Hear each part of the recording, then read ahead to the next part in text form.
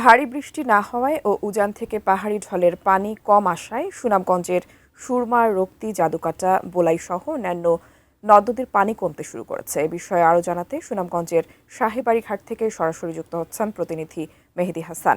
মেহেদী, নদ-নদীর পানি যেহেতু কমছে, পরিস্থিতি নিশ্চয়ই উন্নতি হচ্ছে, কি দেখছেন জানাবেন আমাদের। টুম্পা, দেখুন, এর আগের খবরে আমরা জানিয়েছিলাম যে সুনামগঞ্জে বৃষ্টিপাত কমেছে।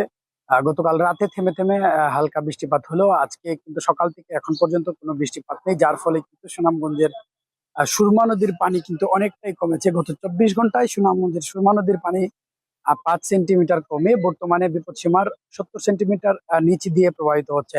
আপনাকে যদি বলি, আমি এই মুহূর্তে আছি সুনামগঞ্জের রিভার ভিউ ঘাটে। আপনাকে যদি দেখাই আমি সুরমা নদীর বর্তমান অবস্থা। এই নদীতে গত 2 দিন প্রবল স্রোতে পাহাড়ি ঢল নেমেছিল, বিশেষ করে ভারতের চেরাপুঞ্জি এবং মৌসিনরাম যে রাজ্য আছে সেই রাজ্যগুলোতে বেশি বৃষ্টিপাত হলে সুনামগঞ্জে পাহাড়ি ঢল হয়ে নামে, এবং এই পাহাড়ি ঢলের কারণে কিন্তু সুনামগঞ্জের নদ নদীগুলো ফুলে ওঠে এবং হাওরে পানি প্রবেশ করে। বিশেষ করে হাওর অঞ্চলে এই পানির প্রভাব পড়ে নিম্নাঞ্চলগুলোতে এই পানির প্রভাব পড়ে এবং নিম্নাঞ্চল প্লাবিত হয়। তবে আমরা কথা বলেছিলাম সুনামগঞ্জের পানি উন্নয়ন বোর্ডের নির্বাহী প্রকৌশলী মামুন হাওলাদারের সাথে। তিনি আমাদেরকে বলেছেন আগামী 24 ঘন্টা বৃষ্টিপাত হতে পারে।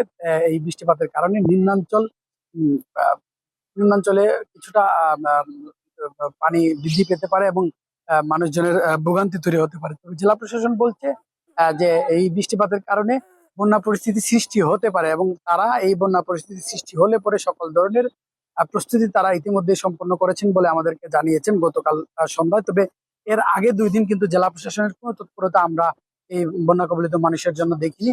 তাহিরপুরে আপনারা জানেন যে তাহিরপুরে কিন্তু প্রায় 2 শতাধিক বাড়িঘর কিন্তু পাহাড়ি ঢলে ভেঙে গেছে, এবং এখন পর্যন্ত তাদের নিয়ে কোনো ব্যবস্থা নেওয়া হয়নি, তাদের জন্য কোনো ব্যবস্থা নেওয়া হয়নি জেলা প্রশাসনের পক্ষ থেকে।